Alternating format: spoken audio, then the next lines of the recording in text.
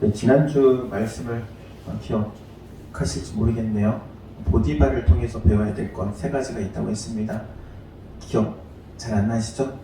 네, 그래서 제가 한 번 더 짚고 넘어가는 거예요. 복습한다. 세 가지. 첫 번째, 보디발에게 뭐가 있었어요? 사람 보는 눈이 있었다. 사람 보는 눈이 있는 거 너무나도 중요해요. 그런데 사람 보는 눈이 있어야 되는데 첫인상에 속으면 된다 안 된다? 안 된다. 왜? 첫인상이 정말 좋은 사람들이 정말 많은 경우에 사기꾼이 많더라. 그래서 사람은 어떻게 알아야 되냐? 오랜 시간 함께 사귀면서 알아가는 거예요. 근데 뭐 오랜 시간이라고 해도 인간 세상사 사는 동안 뭐 몇 년 같이 보겠어요. 그래도 최소한 한 3년에서 5년은 지켜봐야 된다. 그래야 이 사람이 어떤 사람인지 조금이나마 알 수 있다. 이 사람이 어떤 사람인지 쉽게 알 수 있는 방법이 있어요. 어떻게 하면 쉽게 알 수 있냐면은 열받게 하면 쉽게 알 수 있어요. 열받게 하면 그 사람의 본색이 들어요. 본색이.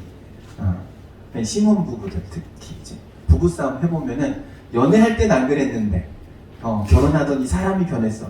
여러분 결혼해서 사람 변한 거 아니에요? 원래 그 사람이었어. 근데 본색을 감추고 있었던 것 뿐이야. 그러니까는 열받으면 알아요. 이 사람은 어떤 사람인지 열받으면. 그리고 두 번째는 그 사람이 하는 일을 보면 알 수 있어요. 일을 어떻게 하는가. 일을 꼼꼼하게 잘하는 사람도 있고 어떤 사람들은 부실하게 하는 사람도 있어요. 눈 가리고 아웅하는 사람도 있어요. 그게 그 사람의 성품을 나타내기도 하죠. 일하는 것만 봐도 사람에 대해서 알 수 있는 거예요. 그래서 항상 교회는요, 이 테스트를 해요.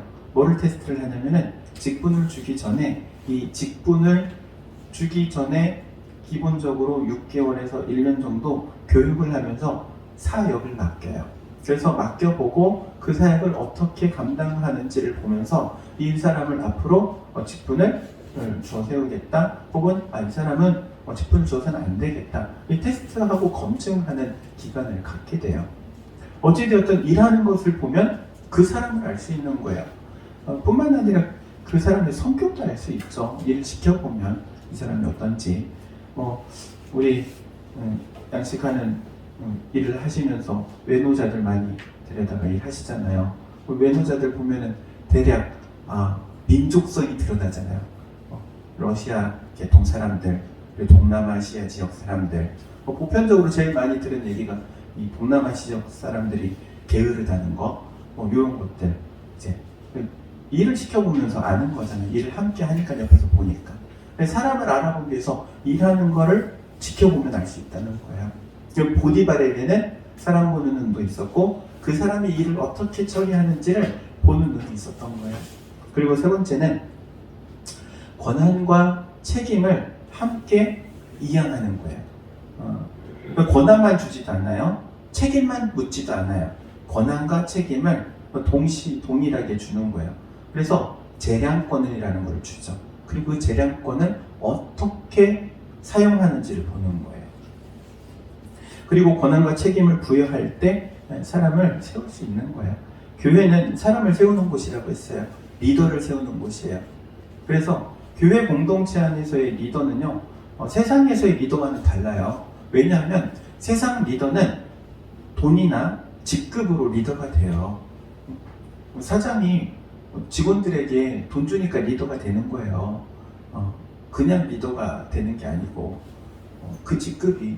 그런데 교회는 그렇지 않아요.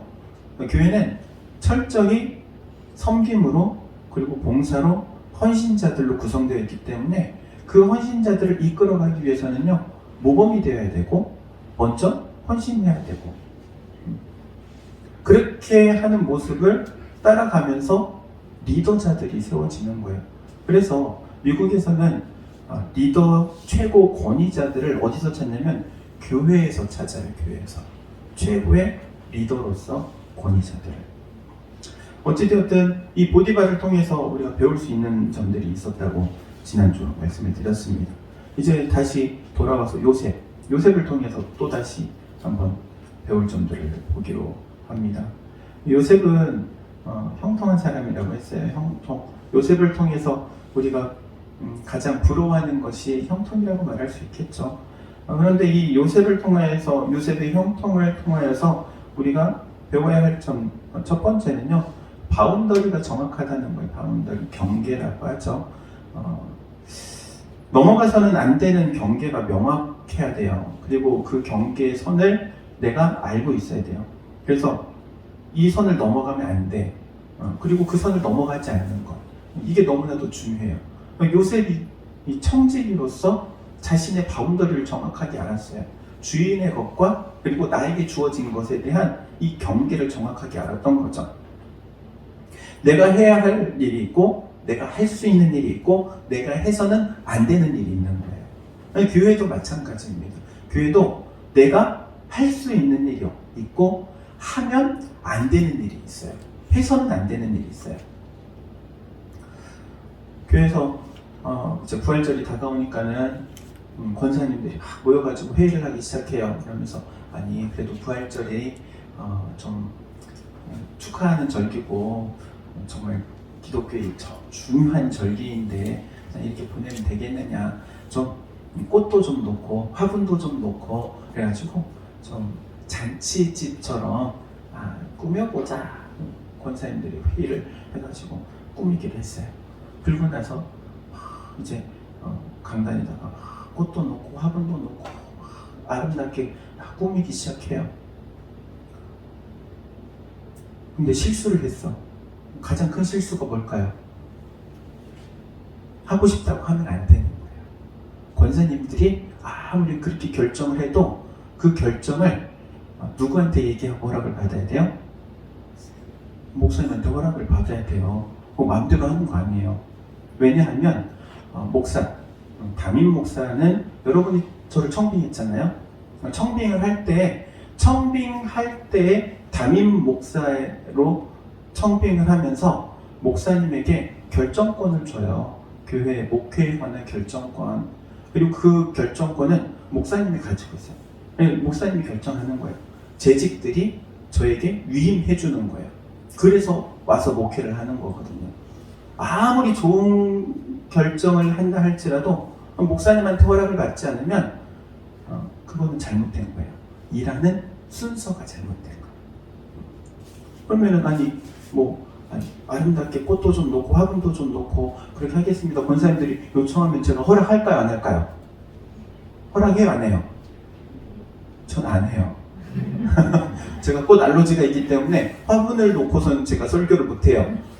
다른 사람 그날 특별히 강사를 모셔가지고 오면 모르겠지만 그렇지 않아요. 저의 사정도 있는 거예요. 목회를 하는 저의 사정, 설교를 하는 저의 사정이 있는 거예요. 그래서 모든 일을 할 때 물어봐야 돼요. 목회자에게 물어보는 거예요. 그래서 신앙생활을 잘한다 이거는요 다른 게 아니에요. 목사님한테 물어보면 되는 거예요. 그럼 그 사람이 이 신앙생활을 교회 안에서 교회 생활을 잘하는 거예요. 내가 생각할 때 이렇게 판단하기 시작하면은 목회자가 마음이 괴로워져요. 그래서 여러분 꼭 반드시 기억하시기 바랍니다. 머리에 번뜩이는 아이디어가 있다. 어떻게 해요? 저한테 물어보세요. 저한테 먼저 물어보세요. 그게 정답이에요. 그게 정답. 그러면 이제 제가 그 이야기를 들으면 제가 결정을 할까요? 저도 제가 제 마음대로 결정하지 않죠.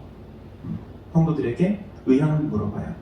찬성하는 사람도 있을 수 있고 반대하는 사람들도 있을 수 있기 때문에 물론 결정은 저에게 위임해준 결정권으로 결정하지만 독단적으로 결정하지는 않죠. 그리고 또한 교회 안에는 재직 부서가 있어요. 선교부도 있고 재정부도 있고 교육부도 있고 그 부서와 함께 협의해가지고 결정할 수 있어요. 왜냐하면 그 부서에 위임된 또 결정권이 있기 때문에 이게 교회 안의 바운더리, 질서라고 말할 수 있는 부분이에요. 그래서 여러분에게 권면합니다. 무언가 번뜩이는 아이디어가 있다. 그러면 저한테 먼저 물어보세요.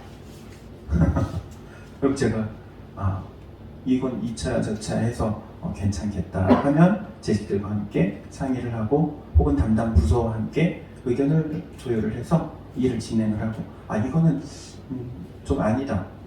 우리가 지금 당장은 이것을 하면은 오히려 힘들 것 같다. 나중에 합시다. 거절할 수도 있는 거예요. 이 요셉에게 배워야 하는 점이 바로 이런 거예요. 그 재량권을 가지고 경계가 명확했다는 거예요. 주인의 것, 그리고 주인의 아내, 또 주인의 바운더리. 그 외에 나에게 다 맡겨준 것은 내가 내 재량대로 하지만 주인의 것은 아닙니다. 라고 선을 정확하게 긋는 거죠. 그리고 두 번째로는요, 요셉은 사람을 함부로 대하지 않았다는 거예요. 이게 정말 중요해요. 자, 요셉이 지금 이 왕의 감옥에 갇히게 되잖아요. 그 억울한 누명을 쓰고 왕의 감옥에 갇히게 됐는데 왜 이 왕의 감옥에 갇히게 되었을까? 이걸 좀 생각해 볼 만해요. 왜 하필이면 왕의 감옥일까? 여러분, 왕의 감옥이라고 하면은 이 왕한테 징계를 받아가지고 들어가서 지금 옥살이를 하는 사람들이 있는 감옥을 말하는 건 아니에요. 이 왕의 감옥은요, 판결을 받기 전에 지금 대기하고 있는 장소예요. 쉽게 말하면은 구치소 정도 될 거예요. 교도소로 들어가기 전에 아직 판결이 안 났어요. 왜?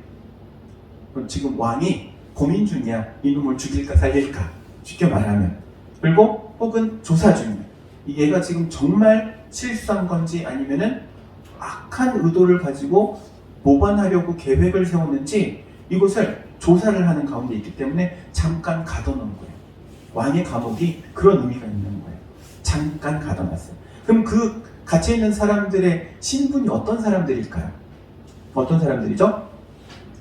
고위층이 있는 사람들이에요. 쉽게 말하면 장관급이에요. 나중에 요셉이 꿈 해몽을 할 때 술 맡은 관원장 그렇잖아요. 떡 맡은 관원장이에요. 이 사람들은 다 왕의 측근과도 같은 사람들이에요. 비서실장과도 같은 사람, 대통령 비서실장 같은 사람들. 이 최고 위층이 들어올 수밖에 없는 곳이 이 왕의 감옥이에요. 그냥 저 같은 사람은 거의 들어가지도 못해요. 들어가고 싶다고 해도 끼워주지도 않아. 어느 정도 이 레벨 2가 맞아야 돼요. 레벨이 안 맞으면은 껴주지가 않는데 고위공직자들. 그런 사람들을 요셉이 만나요. 그리고 그 사람들이 앞으로 어떻게 될지 몰라요. 이 사람이 억울한 누명을 써가지고 누명이 벗겨지고 복직이 될지 혹은 이게 다 밝혀지고 사실로 밝혀져서 사형을 당할지 모르는 거예요. 대기하고 있어요. 이 사람을 대할 때 어떻게 대해야 돼요? 죄인 취급합니까? 아니면 조심히 대해야 될까요? 조심히 대해야죠. 나중에 풀려나가지고 다른 소리 하면 어떻게 할 거예요? 요셉은 힘도 없는 약자의 신분인데 그렇지 않아요? 그러니까 요셉은요 왕의 감옥에서 사람 대하는 걸 배운 거예요. 사람 대하는 걸 항상 조심한 거예요. 조심. 여러분 사람 대할 때 조심해야 돼요. 더군다나 누구를 대할 때 조심해야 되느냐? 나랑 친하다고 생각되는 사람에게 더 조심해야 돼요. 실수하면 안 돼요. 인간관계에서.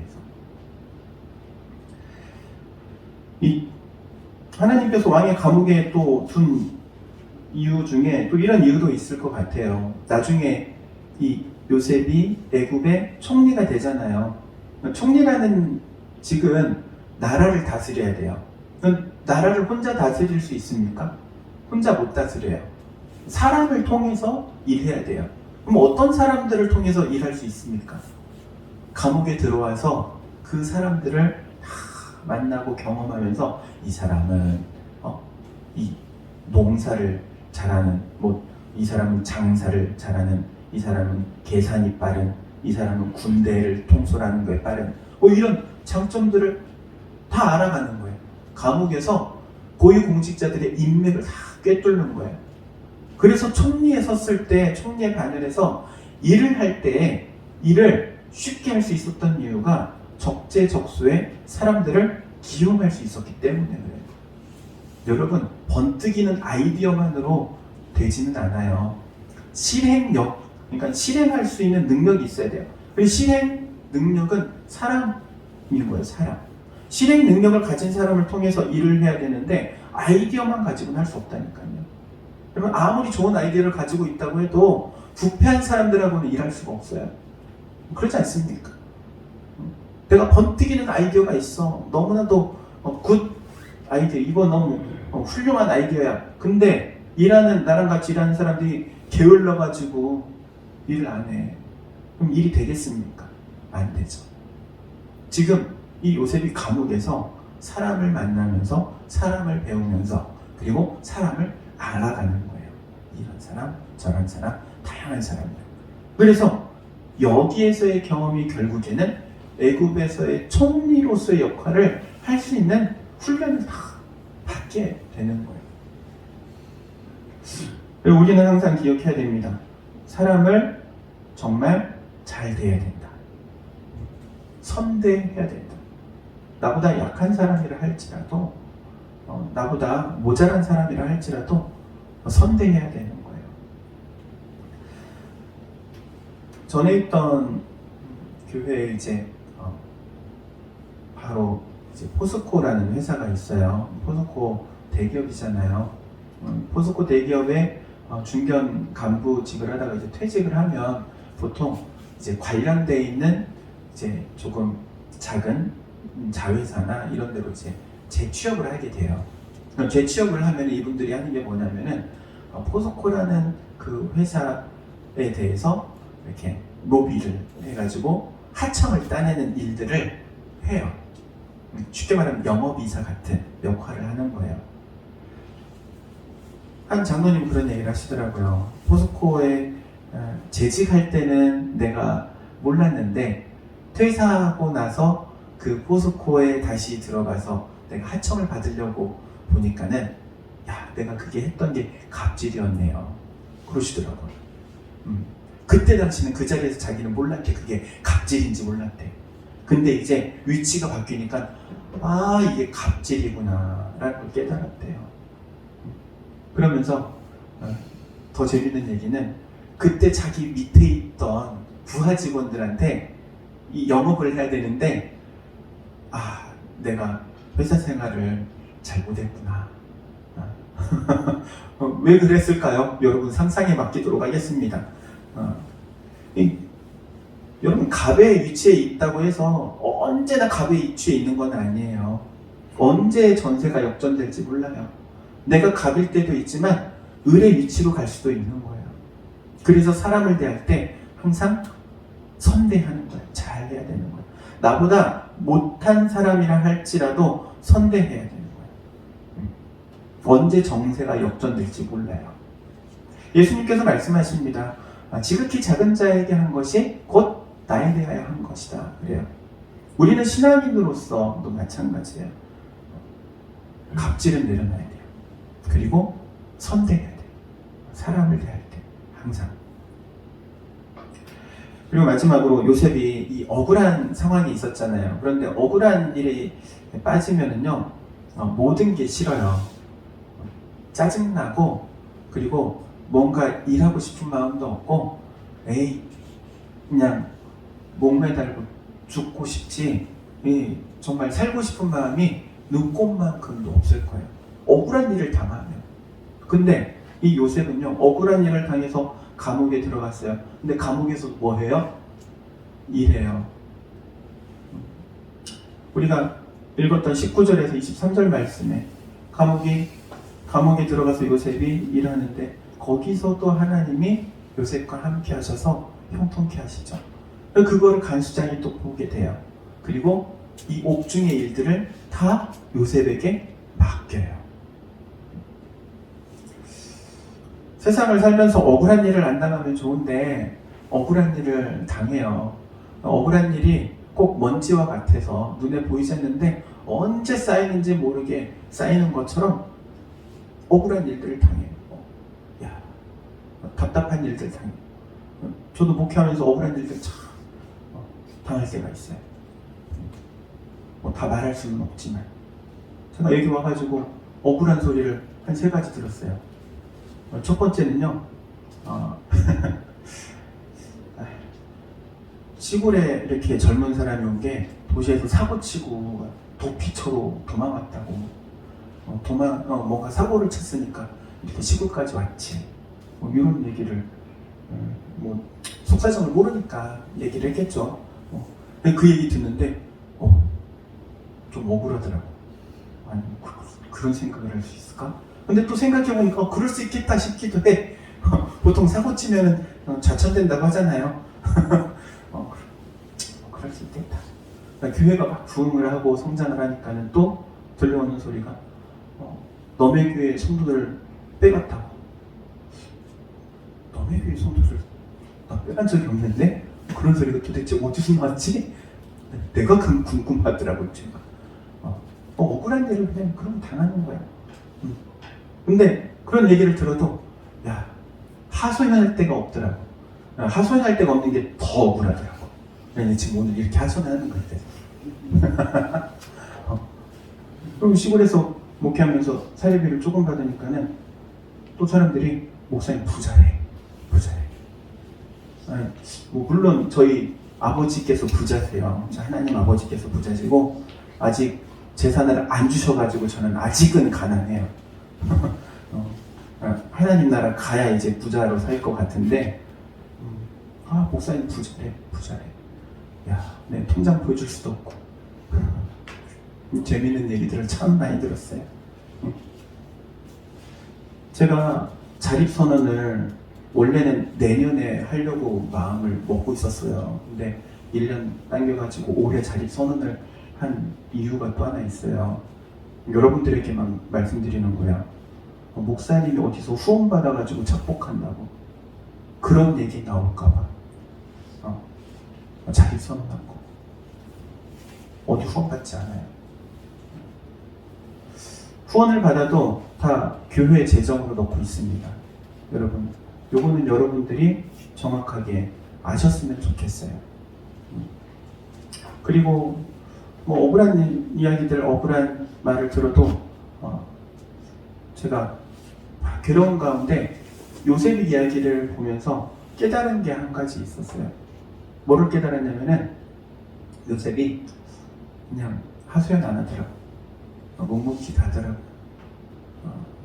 그리고 결국에는 하나님께서 하실 일이 있으시니 그 하실 일을 이루기 위해서 가더라고. 그래, 하나님 하실 일이 있으니 그 길을 향해서 가야지. 그런 생각이 들더라고요. 그러면서 요셉이 다시 보이는 거예요. 야, 대단하다. 힘든 거는 둘째치고, 여러분 몸이 힘든 것보다 마음이 힘든 게 더 괴롭잖아요. 더 힘들잖아요. 근데 그것을 극복하고 일하는 자리에서 일을 하고 있는 거예요. 간수장의 눈에 들어서 간수장이 맡겨주는 일들을 하면서 거기서 하나님의 형통을 경험하는 거예요. 억울한 상황이잖아요. 감옥에 갇히게 된 사유 자체가 억울하잖아요. 그럼에도 불구하고 사랑하는 성도 여러분, 억울한 일은요 먼지같이 쌓이더라고요. 나도 모르는 사이에 그것을 발견했을 때는 먼지가 입에 가득 쌓인 거야. 그런데 하나님께서 그 모든 억울한 일을 다 풀어주시네. 언제 풀어주시느냐? 때가 되면 애굽의 총리로 세우심으로. 할렐루야, 아멘. 그래서 요셉의 말씀을 통하여서 야, 요셉도 이랬는데 요셉도 이런 험난한 일, 그리고 억울한 일, 어려운 일, 고난의 이 것들을 경험했는데 우리도 이 요셉처럼 형통하고자 하다면, 여러분 형통을 원하시잖아요. 그쵸? 형통 원하지 않으세요? 형통하기 원하잖아요. 형통하기를 원한다면 요셉이 형통할 수 있었던 이유가 바로 여기에 있었음을 기억하시고 요셉과 같은 형통을 또 누릴 수 있기를 주 이름으로 축원드립니다. 기도하도록 하겠습니다. 사랑과 은혜가 충만하신 하나님, 은혜를 구합니다. 하나님께서 요셉을 들어 사용하시는 것처럼 또 들어 사용하시기 위하여 준비하시고 훈련하시고 연단의 과정을 지나가게 하시는 것처럼 또한 저희도 주님의 손에 붙들림 바 되고 인도함 받기를 원합니다. 주님 손에 온전히 붙들림 바 되어 나아가기를 원하오니 하나님께서 우리의 마음 가운데 은혜를 허락하여 주시되 인자를 베풀어 주시고 또한 저희 손에 닿는 일들이 복되고 형통하도록 역사하여 주옵소서. 예수님의 이름으로 기도하옵나이다. 아멘.